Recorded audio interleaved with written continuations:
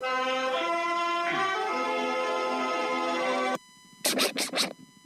we have to pass the bill so that you can find out what is in it. What? If you like your doctor, you will be able to keep your doctor. What difference at this point does it make? Doesn't make sense.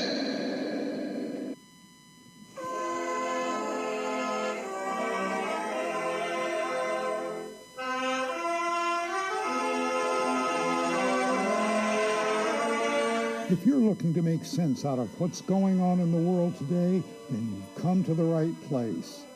Welcome to Southern Sense Talk Radio with your host, Annie, the Radio Chick-A-Dee, and featuring Curtis C.S. Bennett and the most interesting guests that you'll find anywhere on Internet radio. And you can join the show and let your voice be heard by dialing 917-889-3675. So sit back, relax, and remember, Southern sense is common sense.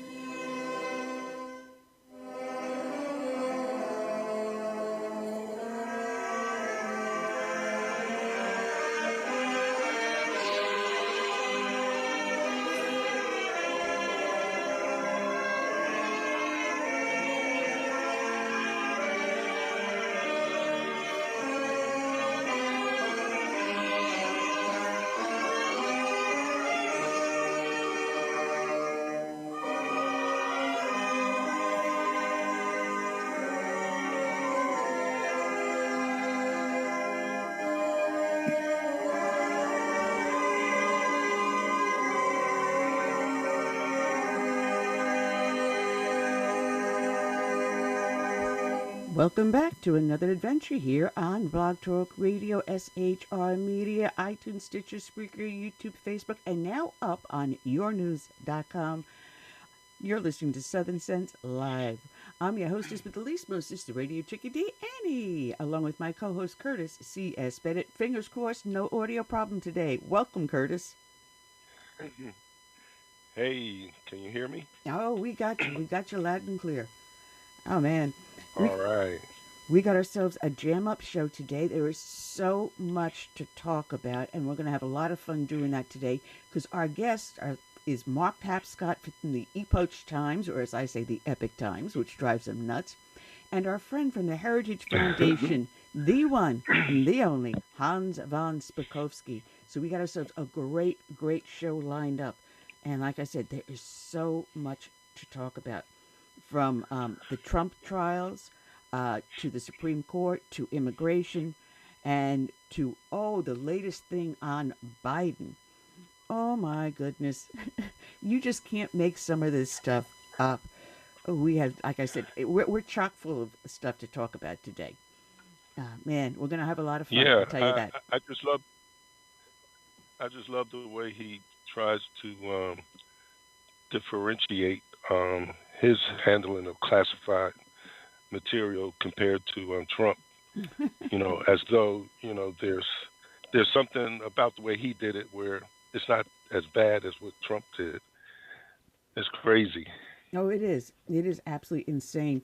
And the funniest part is that he's been retaining classified documents since the 1970s. And he's never been prosecuted for it.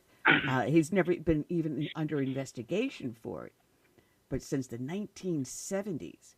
And now he's a doddering old fool and president of the United States, unfortunately, and he gets a free ride.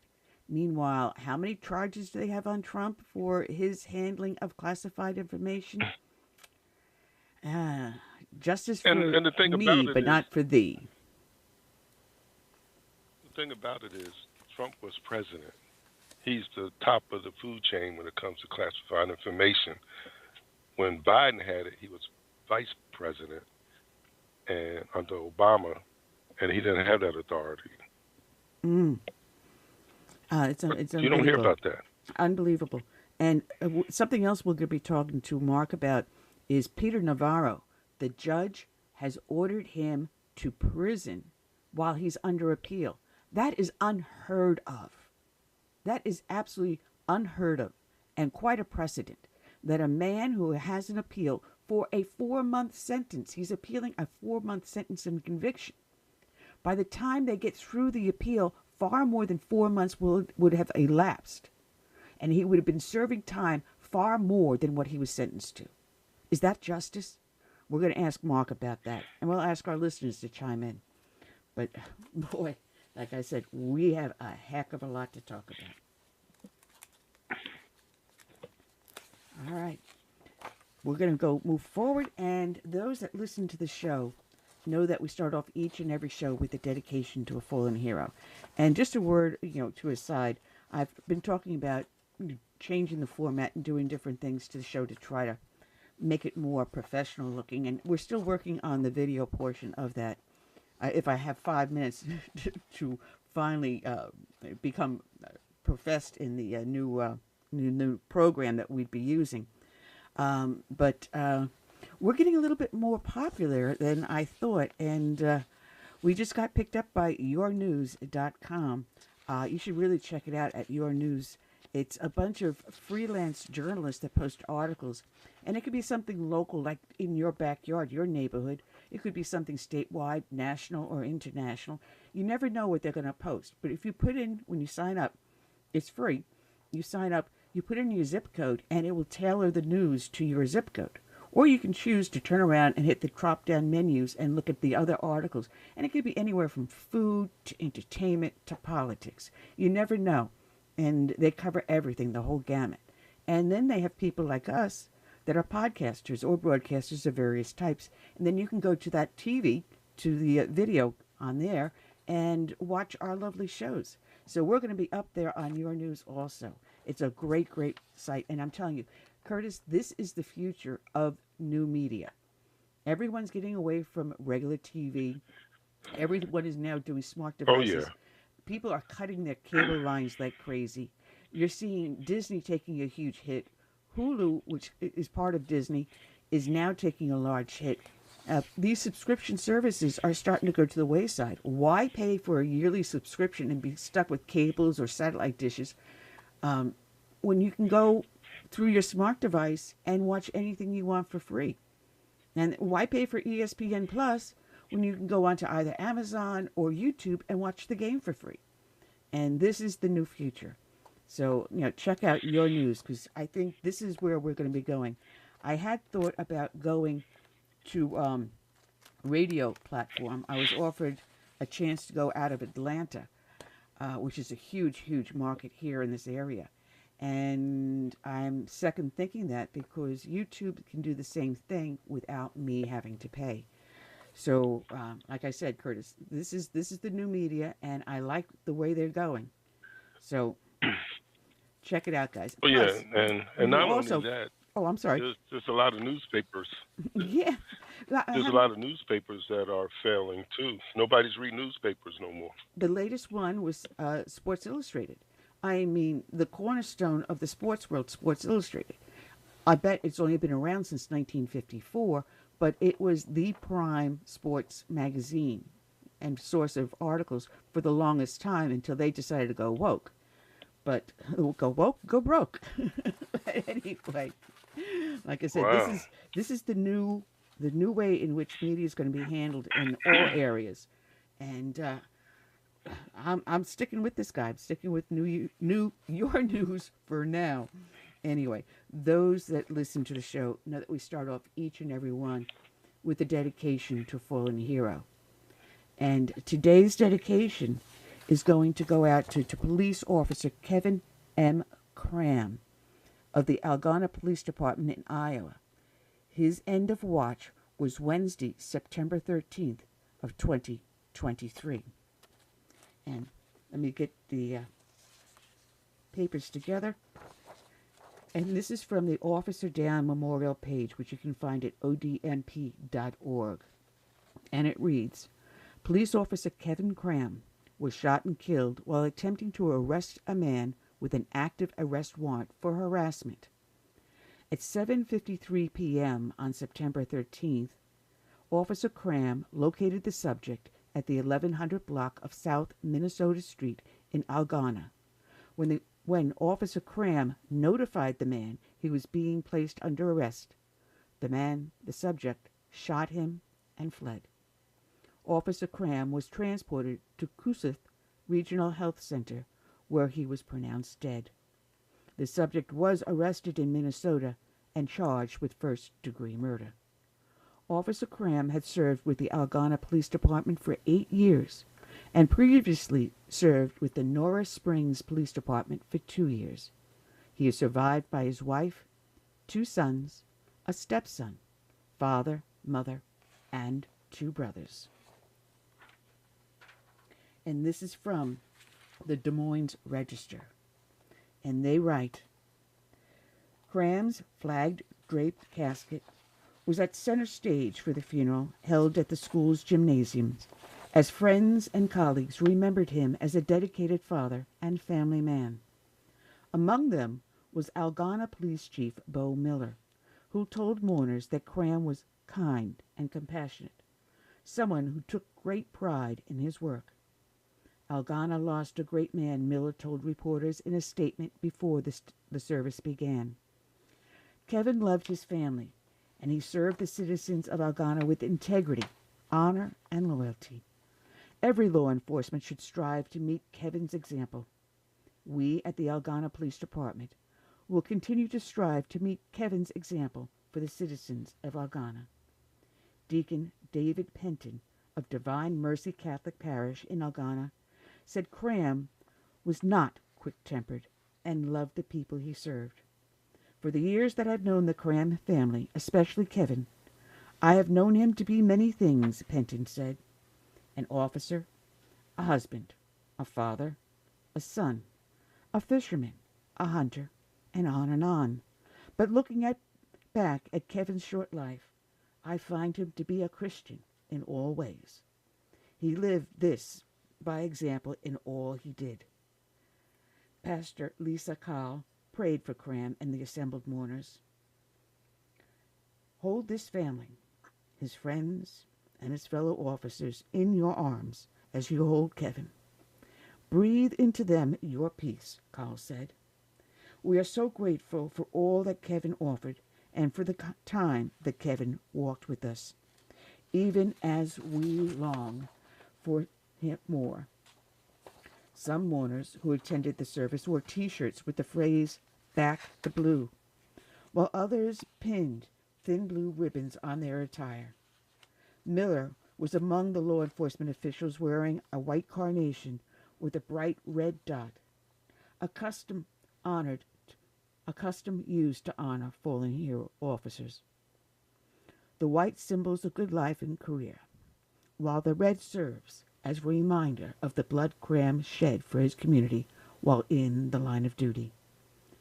Trees surrounding the school's parking lot were tied with blue ribbons, and dozens of American flags were lined up on the grounds.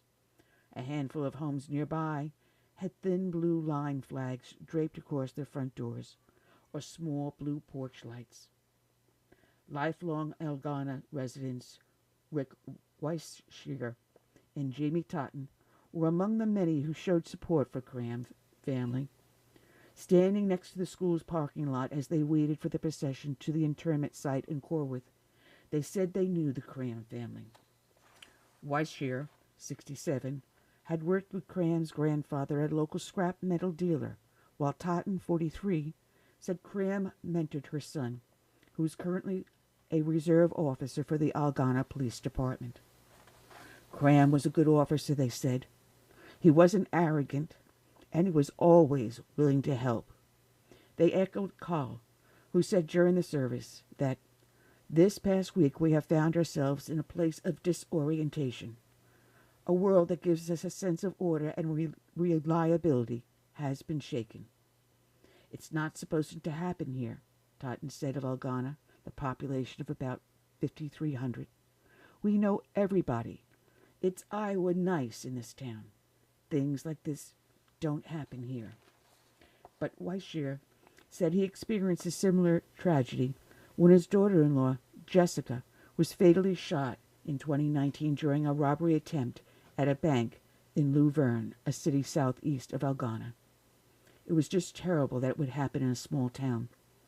But small towns don't mean nothing, he said. Things happen. Cram's death came on the 10th anniversary of the slaying in the line of duty of another small-town Iowa police officer, Jamie Buting of Rockwell City. After Cram's service, a line of vehicles proceeded along East McGregor Street, escorting his body. Eve Block and her daughter Angel were among the residents lining the street, holding up homemade posters. Theirs featured a photo of Cram. Angel Block's also bore the words, honest, fearless, and selfless. The Blocks said there was a special place in their hearts for Cram. Eve Block said Cram was an advocate for children with autism and supported her daughter while she was in high school.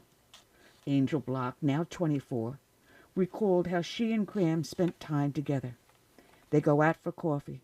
They both loved caramel lattes, she said, and he'd ask her about her life. Angel Block said she'd talk his ear off about her 5 cats, 2 of them emotional support animals. The Blocks said they're still upset and grappling with Cram's death. He was a beacon of light, Eve Block said. After, the police chief, referring to Cram's life, Laura, told the mourners at the funeral, I keep wanting to tell her family, I'm sorry. I'm sorry. I'm sorry over and over again, hoping that I can change something. But I realize what I need to say is thank you. It was one of the most emotional moments in an emotional day as the dispatcher's voice rang out. Hundreds who gathered at the Algona Community School listened as she called a final time for a response from Officer Kevin Cram. 5518, checking code 4. She repeated 3 times and then announced, there is no answer for 5518.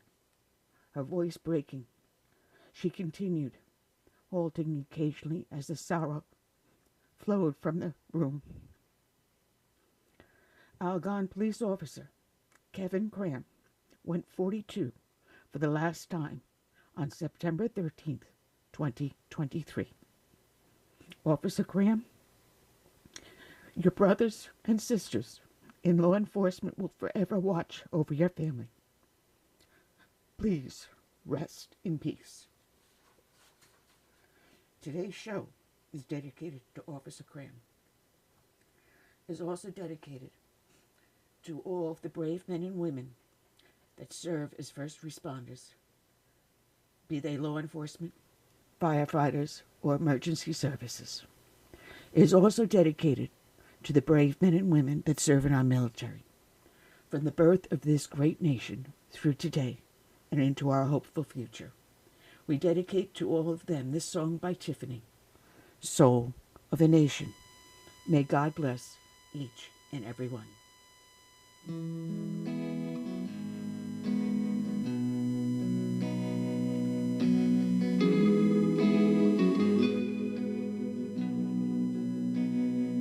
Let it be said when we finish this race, we kept them free, we led with grace. Let it be seen from sea to shining sea, beautiful America, living our legacy. Oh, father, mother, sister, brother, oh,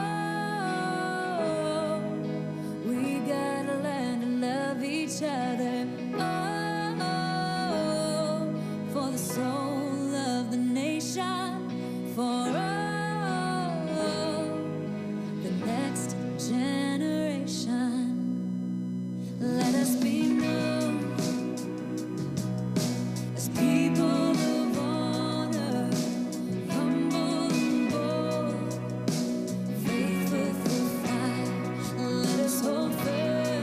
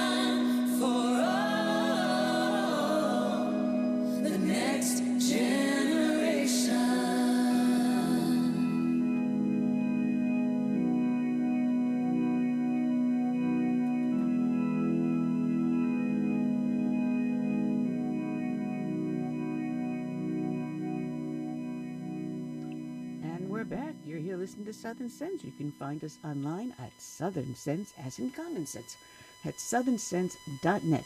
Or you can go to the old website, still at southern-sense.com. It'll take you to the same great place, our website.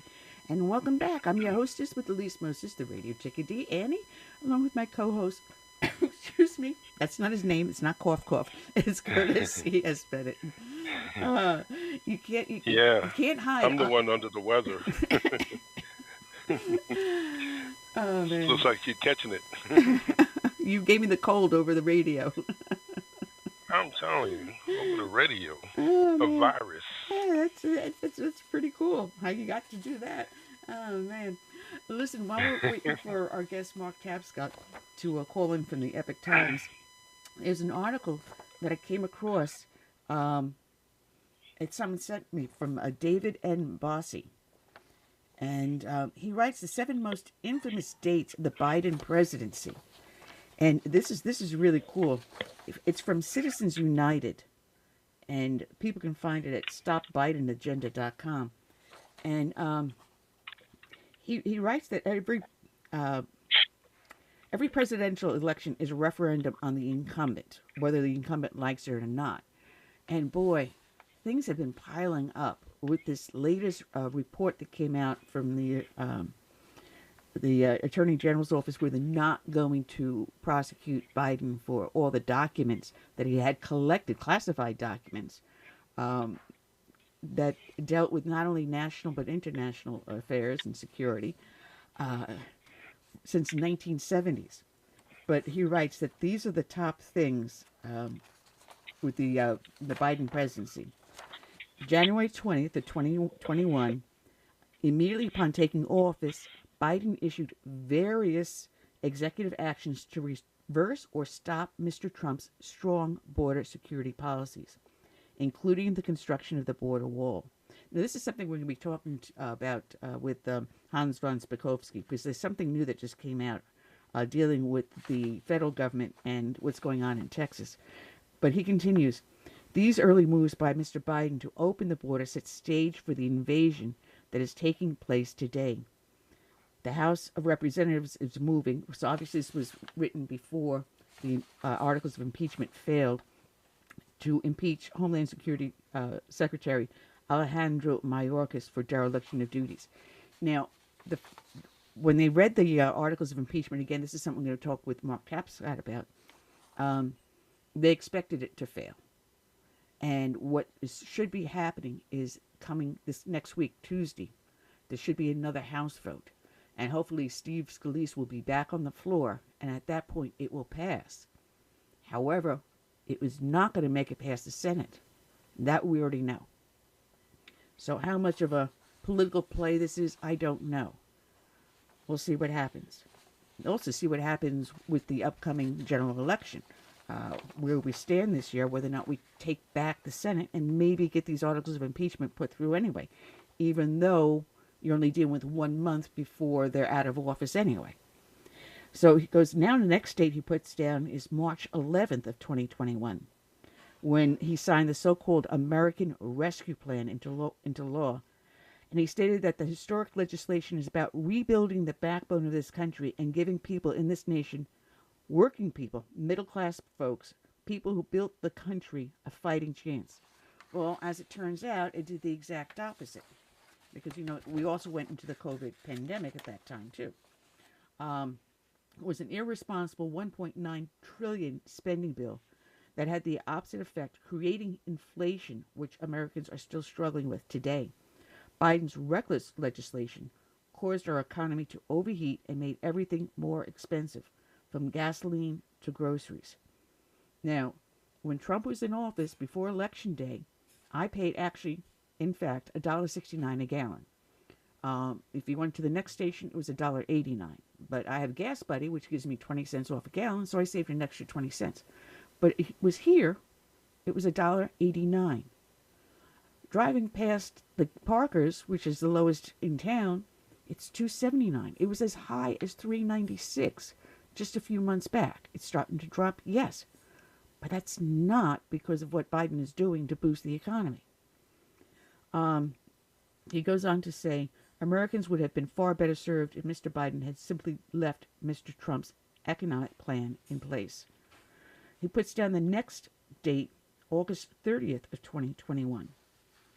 The withdrawal from Afghanistan is going to be one of the biggest foreign policy blunders in U.S. history that has cost American lives. In the build-up to the pullout, he misled the American people about the Taliban's strength and said that the likelihood there's going to be the Taliban overrunning everything and owning the country is highly unlikely. And we find out that the exact opposite is true. The Taliban are running everything. To paraphrase former Defense Secretary Robert Gates, he quotes, "Mr. Biden has been wrong about nearly every foreign policy issue in the last 40 years. And Afghanistan is no exception. Due to Mr. Biden's incompetence, 13 U.S. service members were killed, and billions of dollars in military equipment was left behind to fall into enemy hands." And we're finding that equipment is being used by our enemies to attack us. And we do have our guest in this, and I'll put this aside for later, the blunders of President Biden, which are numerous, but let's bring our guest in on the air and welcome back Mark Tapscott from the Epoch, as I say, Epoch Times. Good afternoon, Mark. How are you doing? Hi, Annie. How you doing? All right. I mean, just watching the TV 5 minutes before coming on air, I'm shaking my head, and this is, will this comedy show ever end? Karine John LaPierre was reading some fantastic statistic numbers saying that crime rates and homicide rates in the United States have actually dropped in 2023. Am I living in the same United States as she's living in?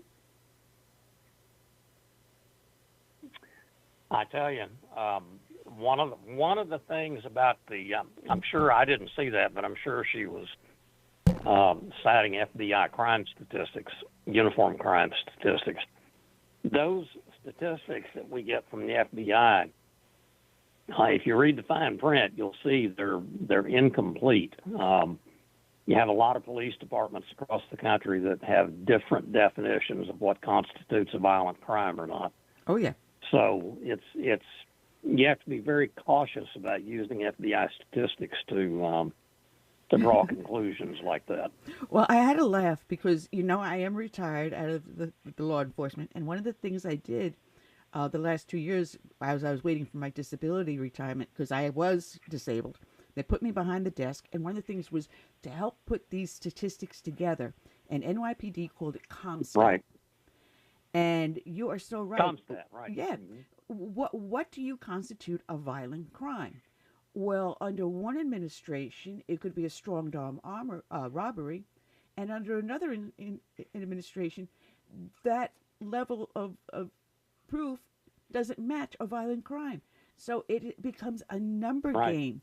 And then you also have the individual commanders in each precinct deciding what they consider to be reported and what not to include the report. It is so subjective, those numbers. There are no true numbers to this. And then when you have places like New York that has a revolving door, that you turn around and violently assault a police officer, injuring them seriously, and that doesn't even require bail. That's a felony under normal circumstances. What did they do? Just, say you went into a pushing match? That wasn't a pushing match. That was a violent crime. So I listened to her, and I'm going, I'm just shaking my head. And she's doing this with a straight face, which I find hysterical. Well, just to cite one more example of what you're talking about, my understanding is Mr. Bragg has not charged the other 5 illegal immigrants that were involved in that. And if they're not charged, then I would assume they won't show up in the statistics. But everybody in the country has watched the video over and over again of them violently assaulting a couple of police officers. So, there is a saying, there are 3 kinds of lies: lies, damn lies, and crime statistics. Yeah. And I find it so horrific, though, that they were not even told that they could not leave the city. much less leave the borough. So what's the first thing that several of them do? As soon as they walked out the door of the jail, they hop on the next bus out of town. They're never coming back. So, of course, that crime statistic won't even exist. So, I'm sorry. They're not going to show up. They're all going to disappear. And it's I mean, I'm shaking my head. But that's not what I wrote down for my notes to talk to you about. It's frustrating. It is. It is. But talk about crimes. The special counsel has decided not to charge President Biden under the very same act that it is charging our Donald Trump. And I'm shaking my head at the reasons on all of this. And I'm going, how absurd can we get that at this point, he has had classified documents that he should never have had in his possession to begin with since the 1970s. And suddenly now he's a doddering old fool that would be sympathetic to the jury, so we're not going to charge him.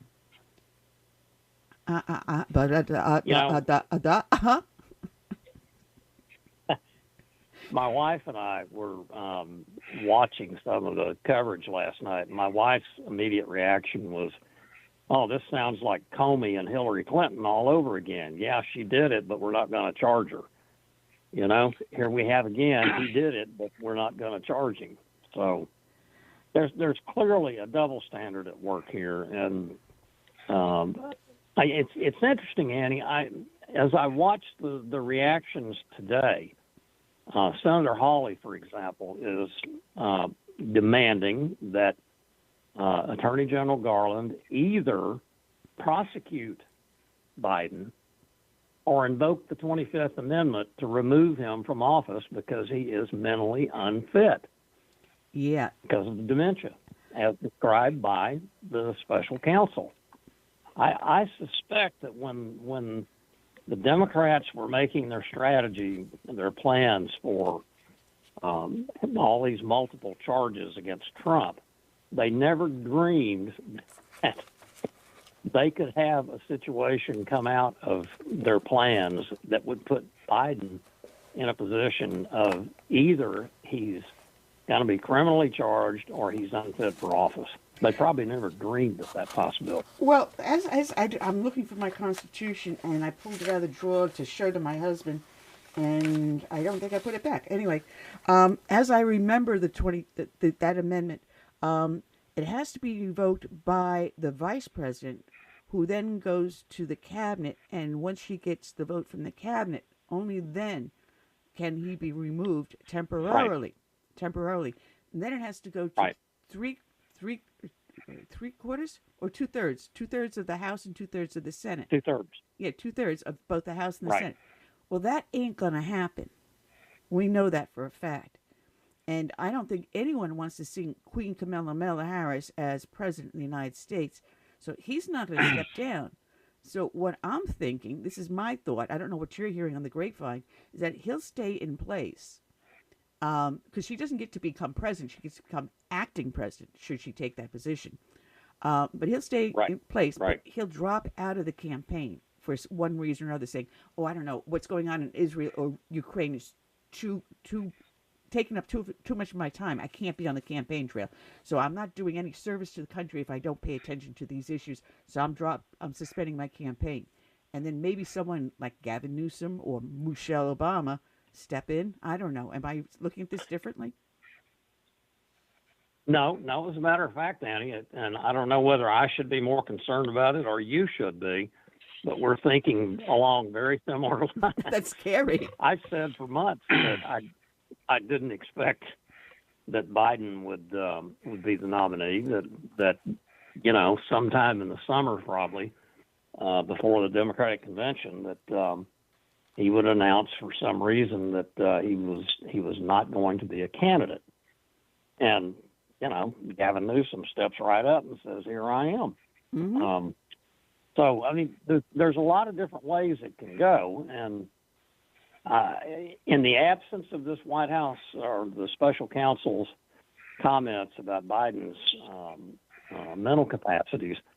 The prospect of him having to withdraw from the race, I think, got strengthened immensely yesterday by this.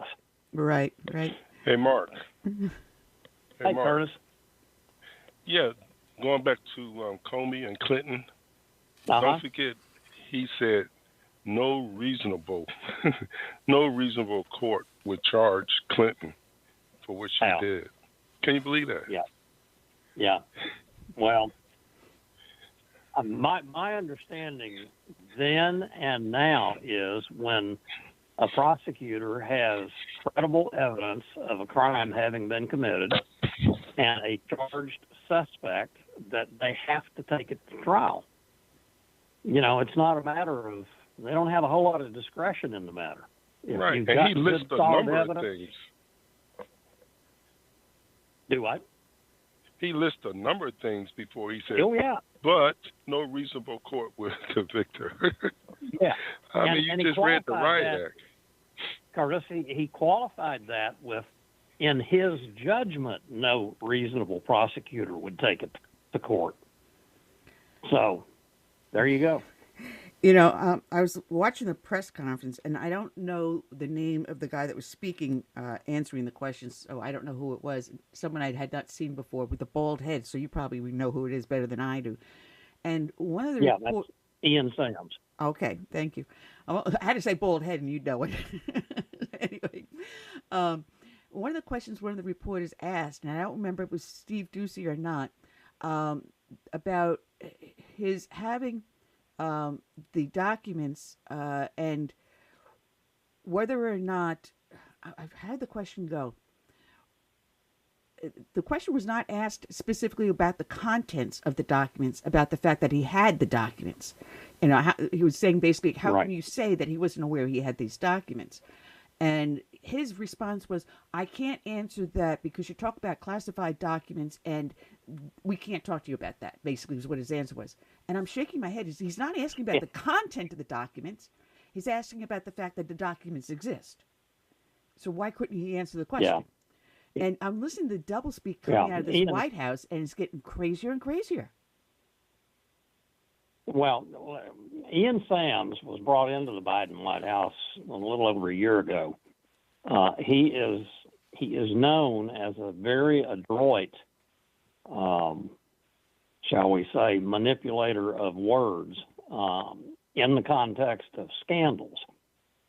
He is the White House Office of Counsel spokesman. So whenever a reporter has a question about, for example, the impeachment of Biden's situation, the question goes to Ian Sams, and you may or you may not get an answer. So I was not surprised at all to see that he was up there today in the White House answering questions on this particular issue. So they had to bring in the hound dog. You have to watch. You have to pay very close attention to what he says and to what he doesn't say. Mm-hmm. Obviously, he was a little obvious, because if I caught it just walking past the TV and did a double take, either I'm smarter than I think I am, or he was just a little bit too blatant. Oh, man. Talking about being blatant, we also have this impeachment effort on Mayorkas. And I didn't think it was going to go anywhere.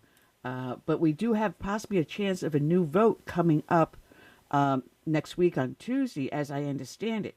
But 4 Republicans voted no on it. 3 originally, which was Ken Buck, McClintock, and Gallagher. And then last minute, there was a lot of conversation behind the scenes, and suddenly more goes from supporting the impeachment to voting against it. Now, that's a tactical move, wasn't it? Yes. I don't exactly understand the specifics of the parliamentary procedure that they were acting on, but when you have a privilege motion that comes to the floor, like an impeachment resolution, if a member of the leadership changes their vote, then that preserves the opportunity to bring it back for reconsideration. And the reason they did that is because the House Majority Leader, Steve Scalise, was not in the chamber. He's been actually absent for several weeks. He's undergoing treatment for blood cancer, but he is supposed to be back next week. And the calculation apparently is that if he is back, they can pull this thing out by one vote. So I won't be surprised if they do bring it back. No, well, we're expecting it to come back. I am, at least. But once they have the articles of impeachment, it's not going to head anywhere towards the Senate. The Senate's not going to do anything, so it's going to be dead in the water anyway, right? Well, I don't know if the Senate can simply ignore it or if they do have to go through the motions of a trial. I think they do have to go through at least the motions of a trial. But the vote, I mean, you know what the vote will be. It will not be to convict. Yeah. That said, if the House does impeach next week, then Mayorkas will have the distinction, quote unquote, of being only the second presidential cabinet appointee ever to be impeached. He'll still be in office, but he will then have been impeached.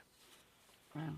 It sometimes it's more show than for doing anything. So, once he's been impeached, he's still there doing border security or lack of security. Nothing changes. Yeah. So then again, is this something that's useless, or is it something to make a point? And what is the point that's trying to be made? That's what I'm trying to understand. Yes. Yeah. Yes and yes. And that is exactly the debate that has been going on within the House Republican caucus for these many weeks, because you've got folks on one hand saying, Mayorkas is just doing what his boss is telling him to do. So the real guy that should be impeached is Biden. So if we impeach Mayorkas, that's a distraction from the main show. On the other hand, Mark Green, the Homeland Security Committee chairman, and the other folks that were behind him in the impeachment effort were all making the point that, look, he's the appointee and he may be doing the orders of Biden, but it's his name on the orders that say, for example, you don't arrest an illegal who comes across the border, you run the check on him, and you find that he has or she has a criminal conviction back in their home country. Well, federal law at present requires that individual be deported. They cannot stay in the country, but Mayorkas issues a directive to the border agents telling them you can't do that. You got to let them come in. And so the point that Green makes is you can't let that go. You have to do something in response to that, or otherwise, what's the point of even having the law in the first place? Mm-hmm. Well, then it's basically to show a little cautionary flag to anyone else who wants to follow the same path as Mayorkas. That's the only way I can see it. But then again, it's a bull with no horns. So I don't know. Right. But we're talking about the border security, and the Senate bill failed. It was DOA. Now, unfortunately, you and I did not get to meet back in November when I was in D.C. lobbying for the House bill, H.R. 2. I know. I know. I missed that. Sorry. Next time. I did too, Annie. Next time. But Langford and McConnell hobbled this bill together with the Democrats, and it was a whole disaster, a complete disaster. And you wrote about it on the Epoch Times just a couple of days ago. Or was it just yesterday? Yeah. Oh, yeah, just yesterday. God, I can't keep track of the days. Well, actually, and also the day before yesterday and several days before that with, bring walk-ups, we call them, to the actual vote.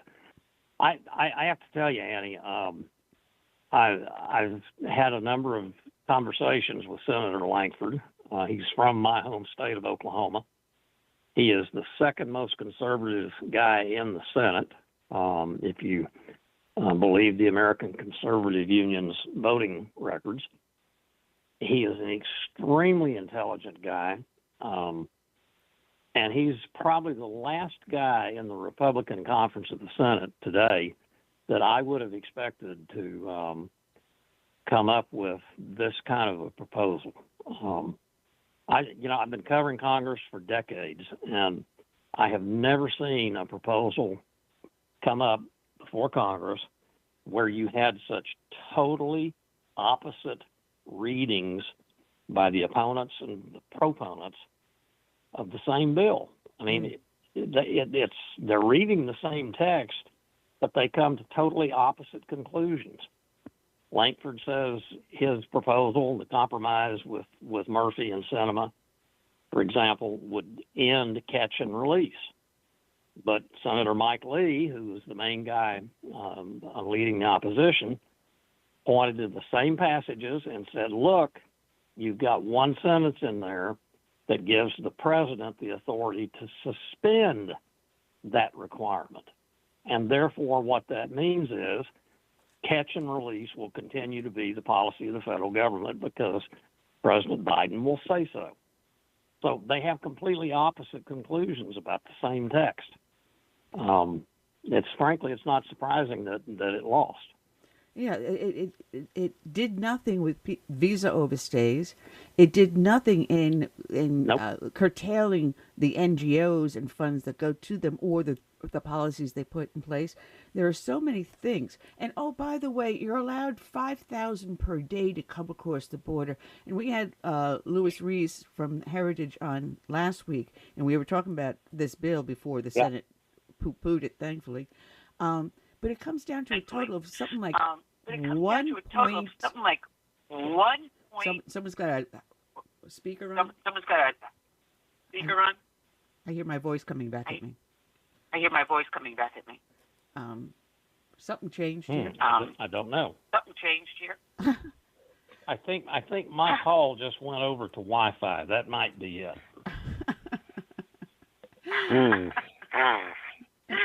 I hate to say it, Annie, but I'm 5 minutes overtime anyway.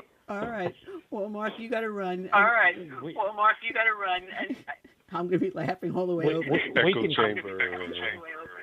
We'll continue this conversation next time. Okay. Thank you, Mark. God bless. All right, Mark. All right. Thank you, Mark. God bless. Bye-bye. All right. That was really weird. That was really, really weird. In the middle of saying... Yeah, you're back to normal now. Yeah. So I was saying to Mark that this Senate bill would have allowed up to 1.8 million more illegal aliens in than what are coming in at this rate already. I think it was under the Obama administration, Department of Homeland Security said that if they had up to 1,000 a day coming across the border, they were overwhelmed and they couldn't handle the capacity. So if they couldn't handle the capacity with the technology they had back then at 1,000, think about what we have now with those way open border. No one has a background check. Everyone's just being waved through at 5,000 a day. And are we going to see, my question would have been, are we going to see a massive rush on the border before this November election? And I think we will. I think we're going to see a massive influx. The only thing that's holding it back at this point is Texas. And again, we're going to be talking about this with our next guest who's going to be calling in, or you're going to be calling him in about 5 minutes, from the Heritage Foundation, Hans von Spakosky, because there is a war between the federal government and the Texas government at this point. Plus, 25 states have vowed to send help to the border to help Texas.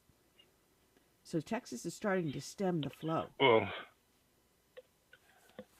yeah, what I believe, even if they do flood the United States before the elections, should Trump get back into office, I really believe he's going to do what he says, and that's to be a dictator for one day for those who are running with this dictator thing. And he's going to send all these people back to Mexico. I don't care how many that came across the border. I think he's really is going to make a broad effort to get these people out of the United States. Yeah. So well, they can come if they want to, but I don't think they're going to be here long. Well, I do another show with Vicki Tompkins on Wednesdays called Moms Across America, which is up on Dan Perkins Media. And this is one of the things that Dan Perkins and I were talking about. You know, what do you do with the illegals that are already here?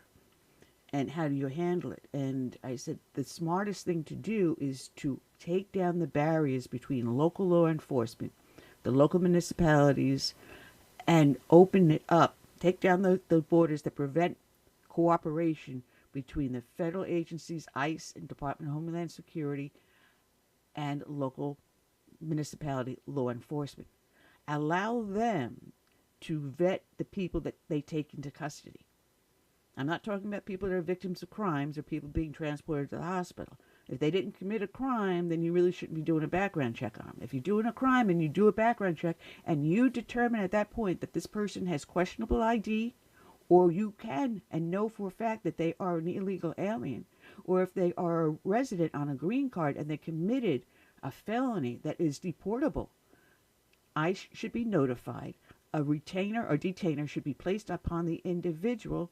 Let ICE do the investigation and Department of Homeland Security or whoever else, and let them deport the person. But let the legal proceedings go through, and I'll open the barriers that prevent local law enforcement from cooperating with the federal government in taking care of this situation. You're going to see self-deportation of illegal aliens at its peak if you allow that. And furthermore, penalize any municipality that will not cooperate with the federal government when it deals with illegal aliens by withholding funds or some other sort of tariff. I don't know what you would call it, but withhold any additional funds to that agency. So if they need new equipment or something like that, and they, depending upon federal funds, you'll get the funds if you make an agreement to no longer be a sanctuary city. That's one way to do it. Well,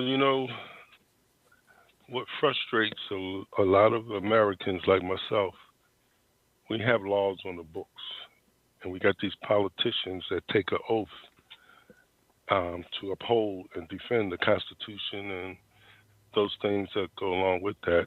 And then when they get into office, they don't do that, yet we don't hold them accountable. Well, and that just drives us crazy, just like with Biden's on. It's against the law. We have protocols to allow for people to come into this country. And it's not just coming across the border. But nobody seems to have a backbone to make them accountable. No. So we have to get people in there that are brave, courageous, and are willing to stand up. And I think that's why they hate Trump so much, because he's not afraid to take them on.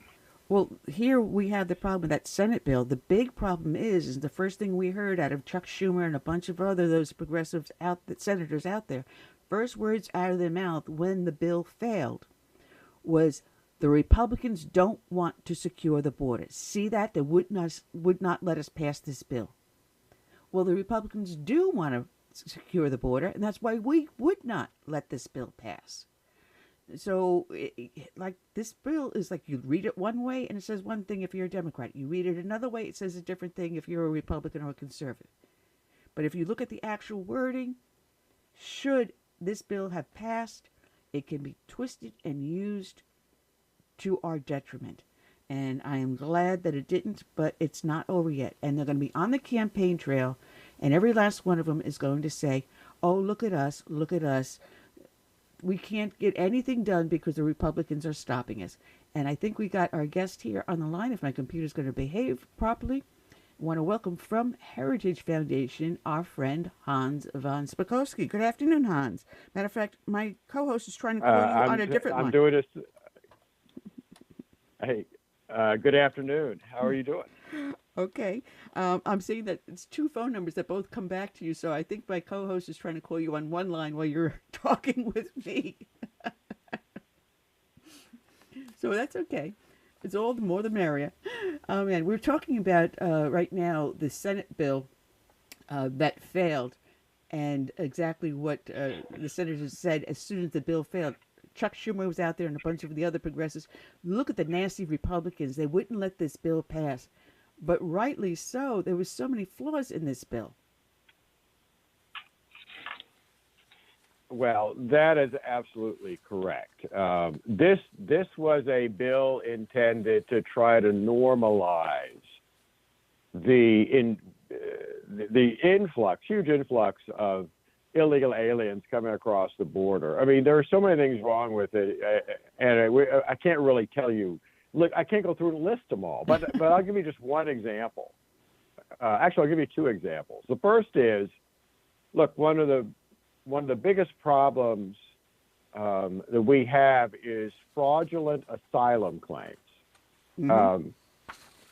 Illegal aliens coming in these days will almost immediately claim asylum. You know, we have a law that if you are being persecuted for political and other reasons in your home country, you can claim asylum.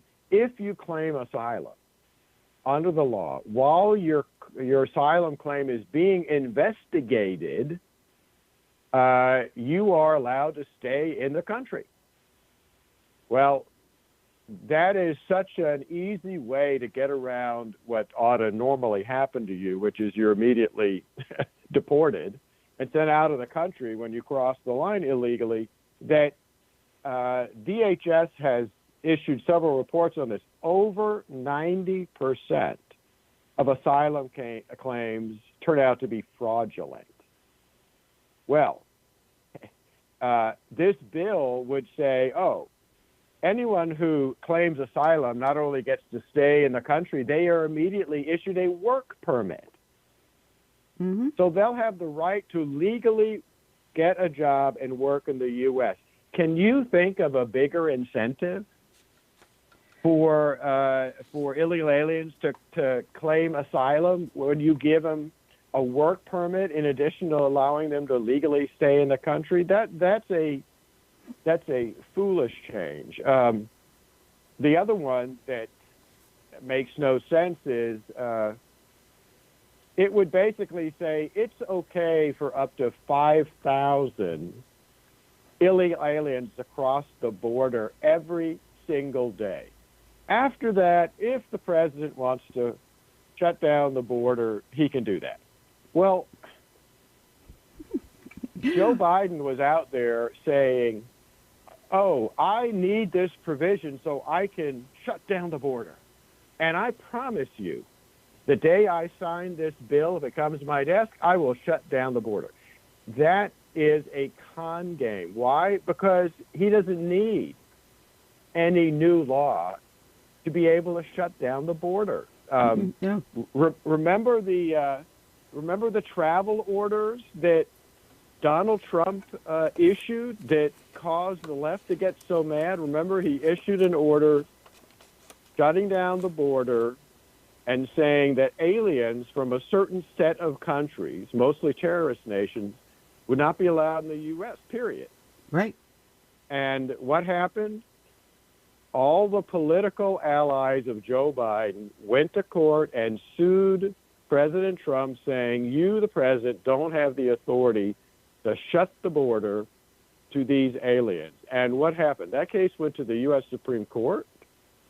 And in 2018, in Trump versus Hawaii, the U.S. Supreme Court said, under current immigration law, the president has the power to shut the border, to close the border to all aliens or any group of aliens. So the point is, Joe Biden today has the ability to shut down the border, and he's not doing it.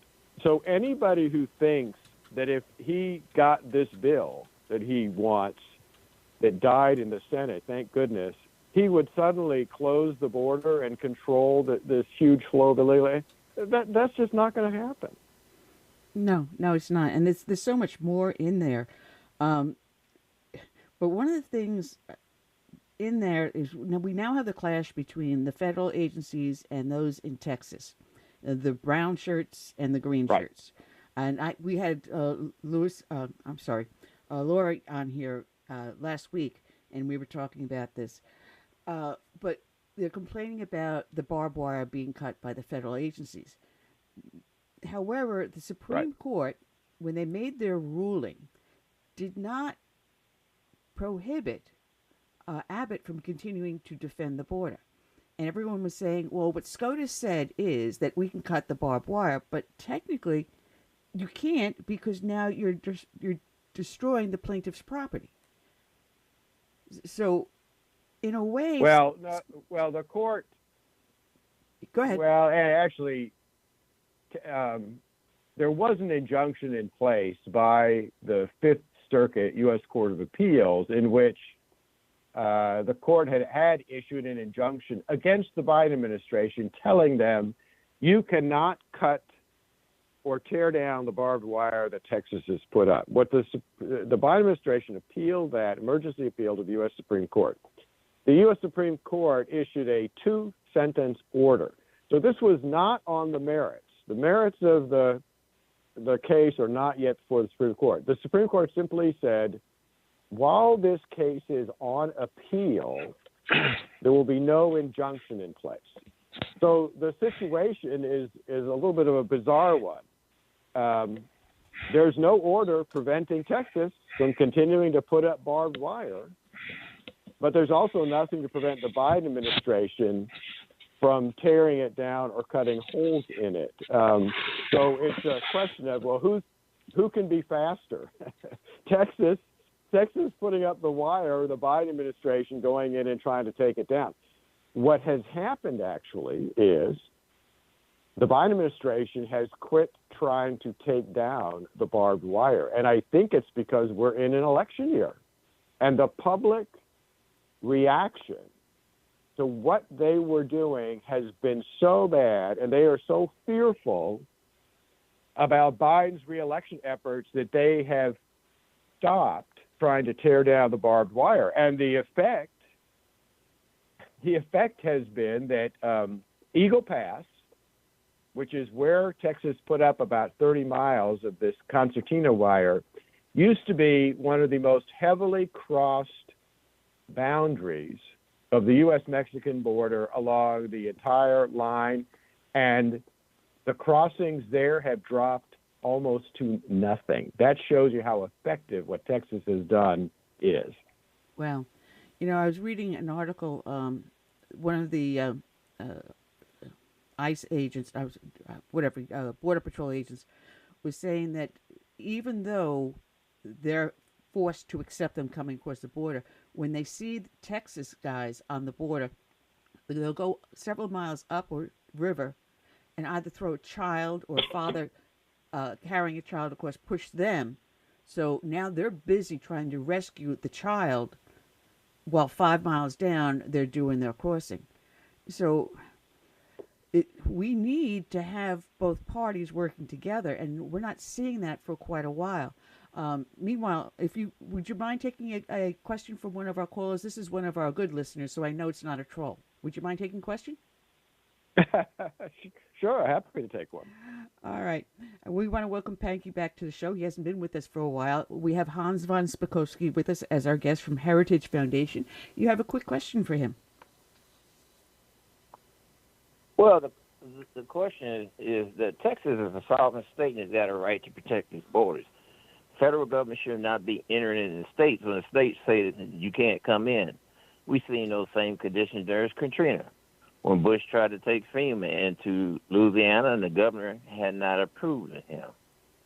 So the problem is that the federal government, no matter who's in power or the party are concerned, they're completely run away and they need to be brought back into control, which the states have the power to do, but they won't do it. So your question is? That has to change. Well, the one thing I will say about that is that it's not true that it doesn't matter who's in power. And the reason for that is that look what happened during the Trump administration.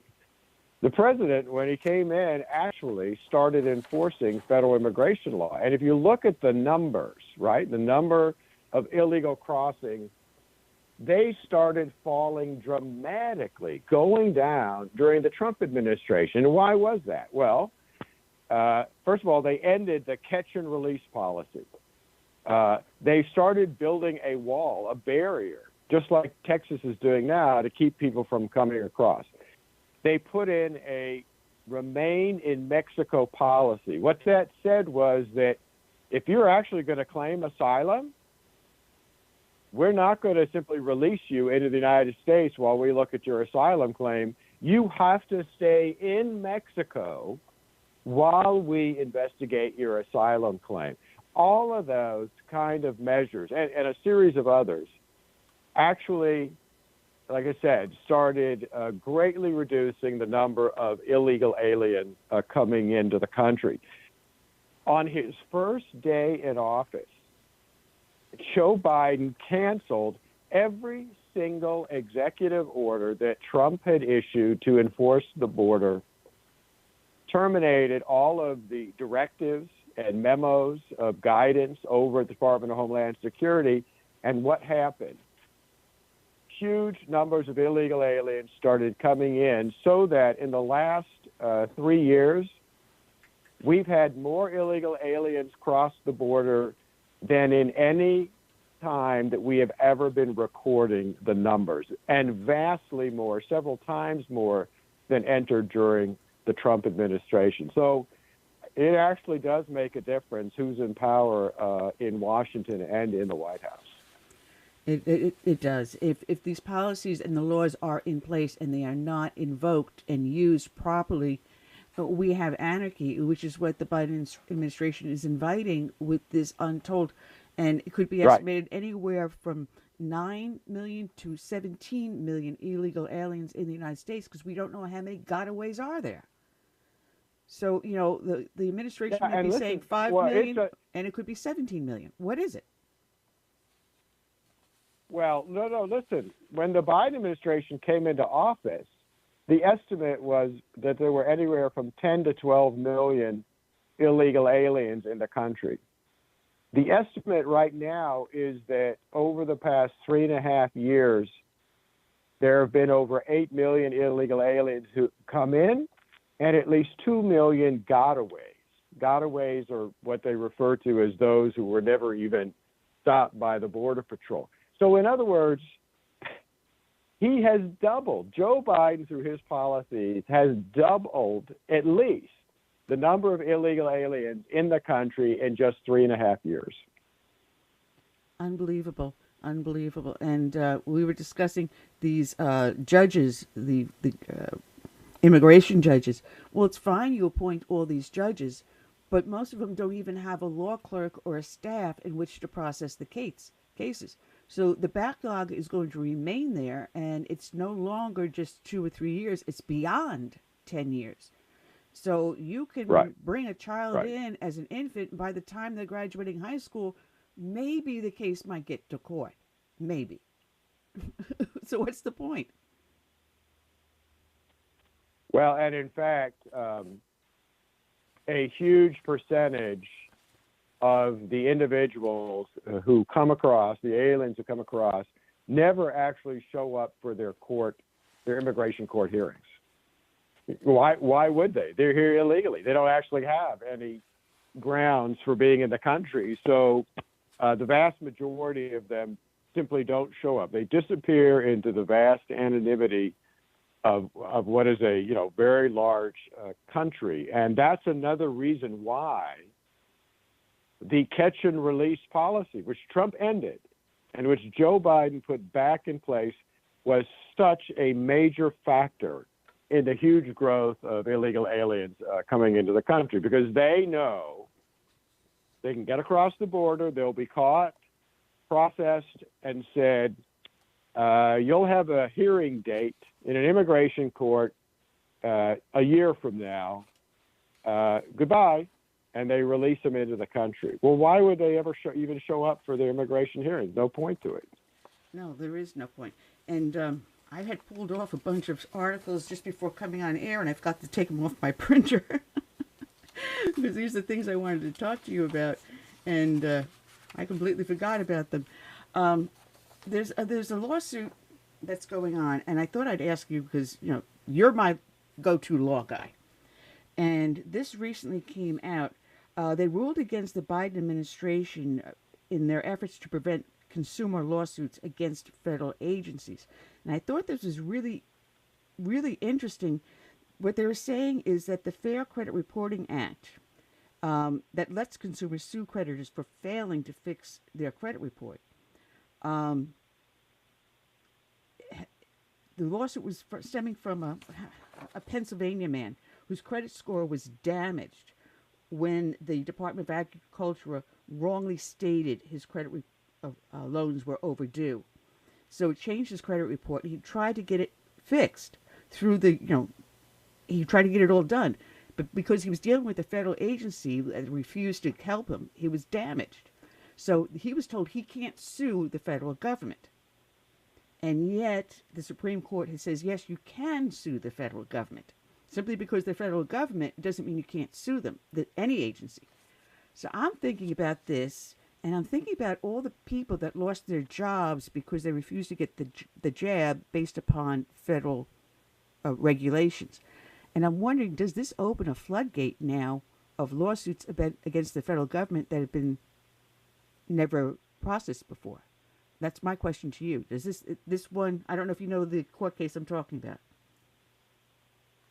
Well, I haven't read the decision in general. I saw the news headlines about it. But look, there's been a whole series of just separate lawsuits dealing with that issue alone. The resistance to getting COVID vaccinations and whether or not the federal government had the authority to do that, including very specifically in the military. And I'm not sure that decision has that much to do with that, but I will tell you that there's two very big cases before the U.S. Supreme Court right now, and oral arguments have already been held, and those cases are over what's called the Chevron doctrine. Mm-hmm. Yes. This is based on this really terrible decision by the Supreme Court quite a long time ago. They basically said, well, when there's any doubt if a federal agency is acting within its legal authority, rather than us, the courts, determining that we're just going to defer to the federal agencies.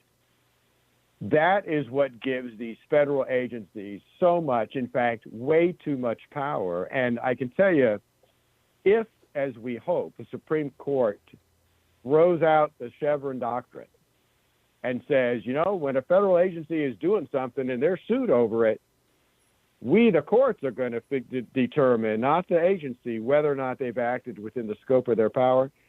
That would be a way of cutting back the power of federal agencies on all of the issues that you're talking about. Yeah, because I'm familiar with the Chevron doctrine. It's the fox being put in charge of the hen house. Really brilliant doctrine. Yeah, no, that's exactly right. Yeah, no, that's exactly right. So I have been following that. What federal agency is ever going to say, oh, we don't have the power to do that? No bureaucrat is ever going to say that. Mm. Well, this was Reginald Kurtz. Was the name of the guy who was suing the USDA. So I found this interesting because I was following the case with the Chevron doctrine and seeing this ruling that just came out. I'm thinking, wow, does this finally crush the policy that they have of U.S. having sovereign immunity against lawsuits? And I think this opens up a huge door. Because if I'm looking at this ruling, will the Chevron doctrine ruling now follow this path? I certainly hope so. I hope so, because that is long overdue. Yeah, I just found it interesting because now under H.R. 2, had it passed, it gave the state attorney generals the right to sue the federal government if they do not enforce immigration law.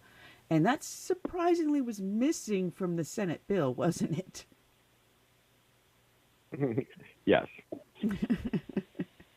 I had to tell Well, you. yeah, and that's because. Go ahead. Well, no, go ahead. Go ahead. No, go ahead, please. Well, I was just going to say that look, that's missing because there's no way that Joe Biden would sign, and there's no way that Democrats would agree to give the states more power or authority to enforce federal immigration laws because they don't want them enforced. I mean, that's the whole problem. That is what is causing all of these issues with this open border. Is you have one side of the political aisle, Democrats, who do not want to enforce our immigration laws. And here we are, stuck in the middle. I want to change the subject a little bit because Right. we now have the Colorado case in the Supreme Court with Trump being kicked off the ballot. And it Right. looks like everything is going to the way that, we want it. And I was surprised that the new judge, I can never pronounce her first name. Brown Jackson. Yeah. Brown Jackson. Yeah, that's the easy way of doing it. I was surprised when she made a very good question and point. And I'm saying, holy cow, if we got liberals on the Supreme Court seeing the problem that we're complaining about with Colorado unanimously, just one individual deciding that he's not going to be on the ballot, maybe we have hope with the Supreme Court. I was really surprised on the questions. Oh, I agree. No, I agree. And in fact, look, I listened to the arguments as they were happening in the court. We had about 2 hours of arguments by the different sides.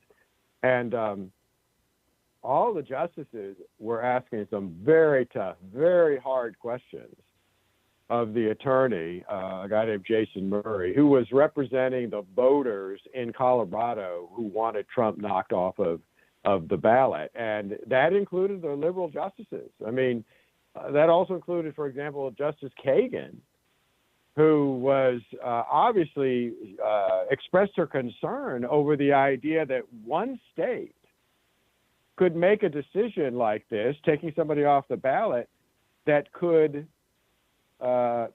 basically be the key in the outcome of a national presidential election, and it would give individual states, too much power to control what happens in that presidential race. So I think actually there's a very good chance that we may get a 9-0 decision. Maybe it'll be 7-2. Maybe the liberals will chicken out at the last moment. But I would be astounded if Trump did not win this particular case. Well, there's one other thing that I came across dealing with the elections, that Pennsylvania 24 lawmakers are suing Biden over the election laws, where he had certain regulations that altered how the elections were held.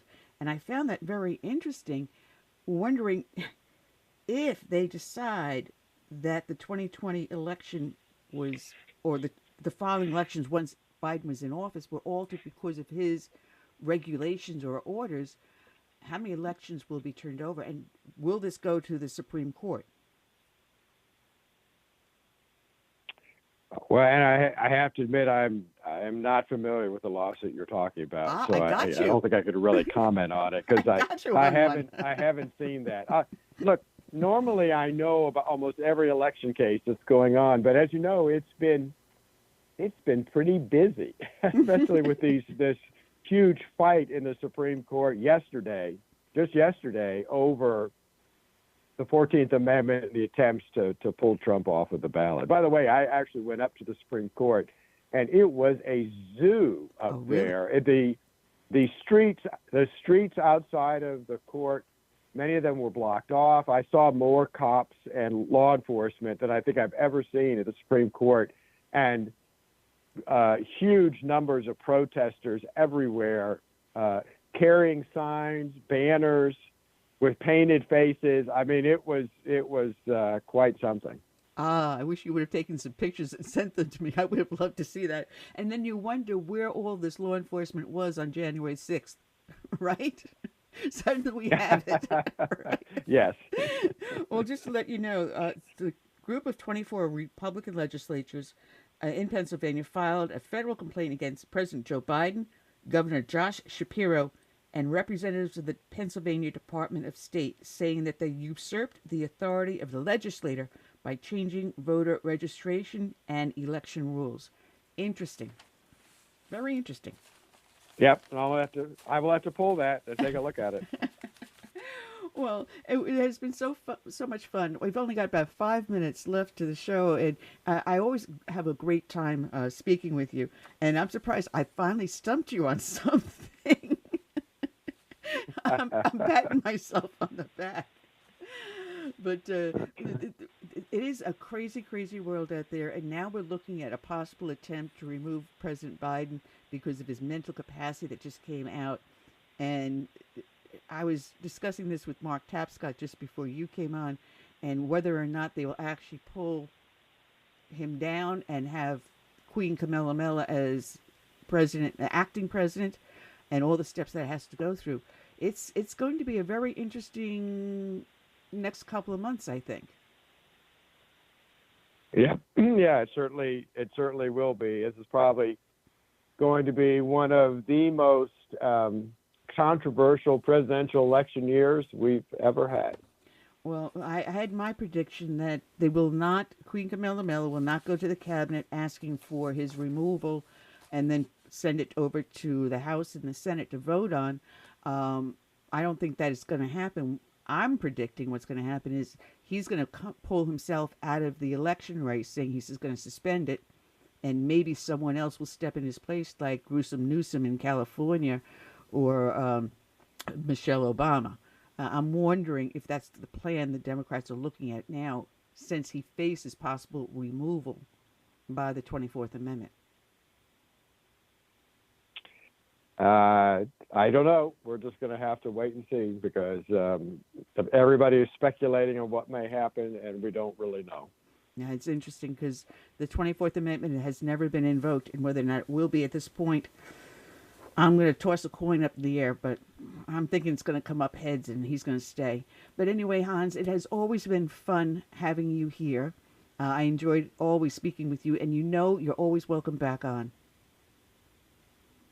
Well, I appreciate that, and have a nice weekend. You too. Enjoy. Take care. Hans von Spakosky. Check them out at heritage.org. And they also have a whole section over on Heritage where you can follow what Hans is doing about election interfering and corruption. They're doing a great job over there. Not only that, he's also working on the immigration issues and so much more. They do such good work over at heritage.org. Check it out. And also check out the Epoch Times at theepochtimes.com. Curtis, we're at the end of the show here. I don't know who I have lined up for next week. I didn't check the calendar before I came on air.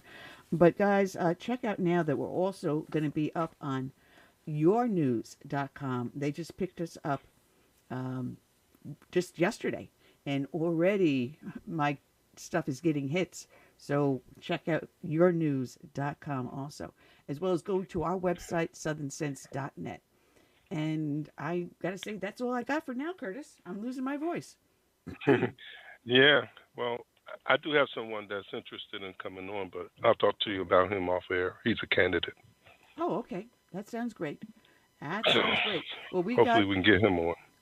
Well, South Carolina is going to be in the news because we got our primary coming up on February 24th. And early voting is starting next week on the 12th. So it's going to be crazy here. Nikki Haley will be all over the place. Yeah. Well, we didn't even get to talk about Nikki Haley in Nevada. Coming in second place to any other. None of the above. Oh, None of the above.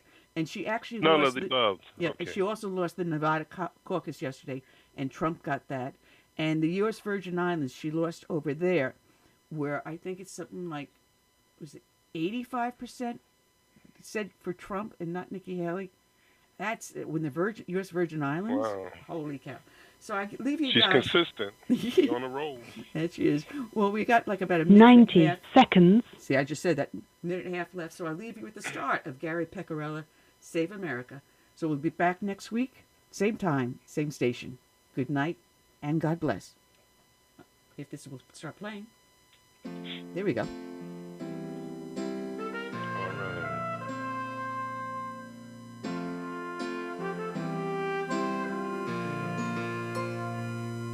I'm praying for this land I love. 60 seconds. America, America, the home of the free.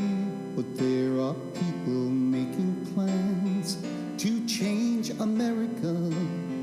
They've no respect for her or what matters most to me. That's why I stand for the flag and I kneel at the cross. Mourn for the friends I have loved and lost. And I still believe in God we trust. And the freedom I fall to us. 10 seconds.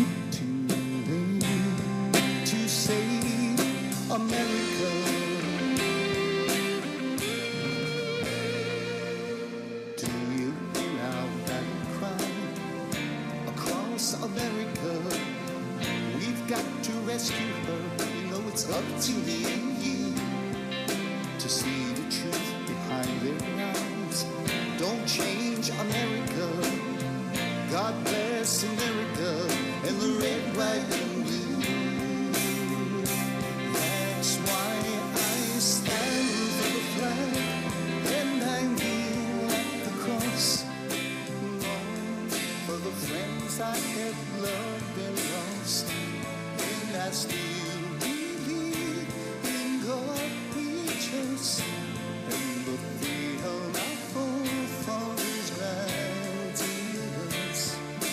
I hope it's not too late to save America.